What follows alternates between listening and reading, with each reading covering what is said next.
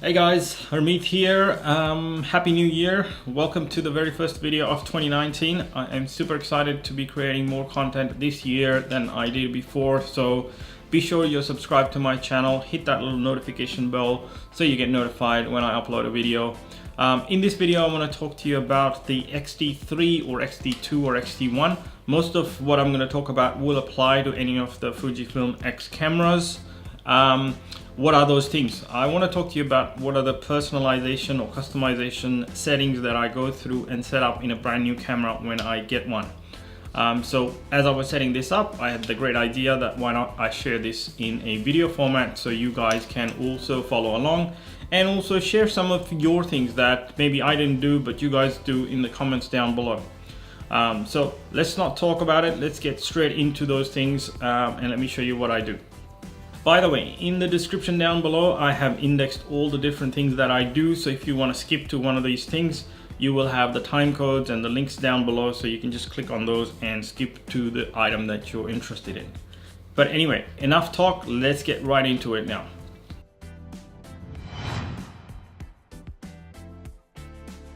So when you turn the camera on, you get this message, no memory card, insert a new card. But the camera will still let you fire a shot. Just like that.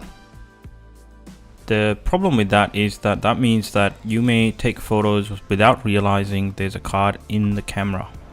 So to fix that, we navigate down to the wrench icon, which is the setup menu, and drill down to button dial settings.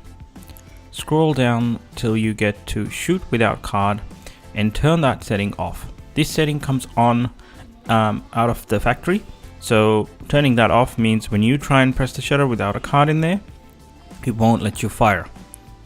So you know straight away that there's no memory card in your camera and you really need to grab one and insert that before you can start taking photos. I know it's a simple thing, but it happens to most of us at least once or twice. So next, navigate down to the Save Data Setup and go down to Edit File Name.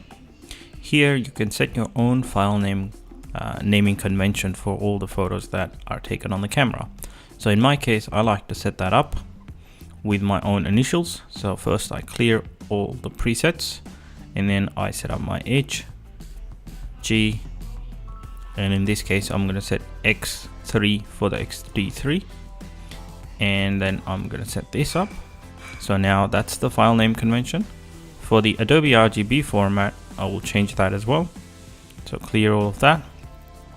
Then go down to H, G, and then in this case it's a 3-letter, so I'm just going to set X there. And once I set, I am good to go. So now I have my own custom file names. Next, we'll look at copyright information. So to set up copyright information, you navigate down to the copyright option or copyright info within the Save Data settings. And in the author, I set up my name. So I'll set up Harmeet Gaba in there.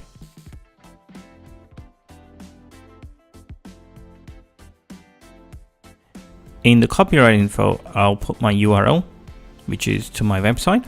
So in case someone wants to look me up, they have an easy way to find me.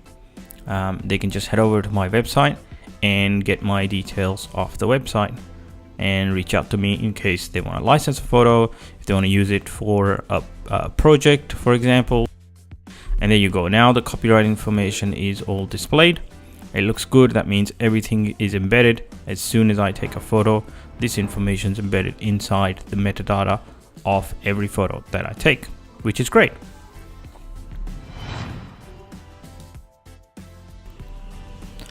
The touchscreen functionality has been added to the XT3. However, after a brief usage of the touchscreen, I decided to turn that off because I don't think it's very useful in my situation. So to do that, you navigate down to the button style settings and go down to the touchscreen. And here you can turn that setting off.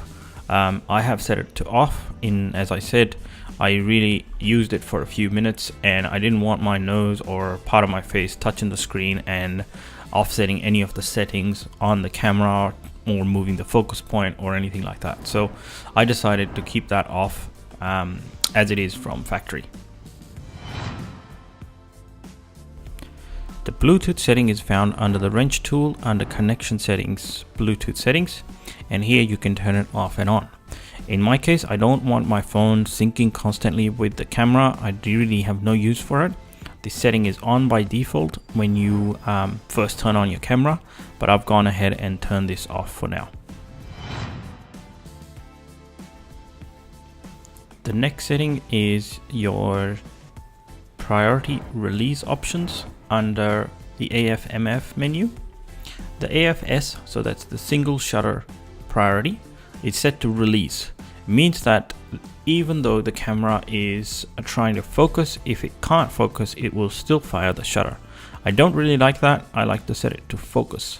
I don't want it taking a photo if the photo is not going to be in focus. I'd rather not take the photo. So in my case, I turn this setting to focus, hit OK, and now that's set.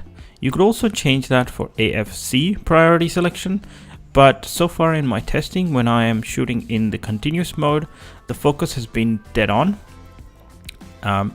Especially in continuous mode, I want to capture some motion or something happening really fast. So I don't really mind if a couple of shots are out of focus, as long as I get a few good ones in there. So in this case, release is the priority for me. Happy with the default setting. I don't think I need to change this just yet, but yeah, I'll leave it as such. Image quality is something very personal.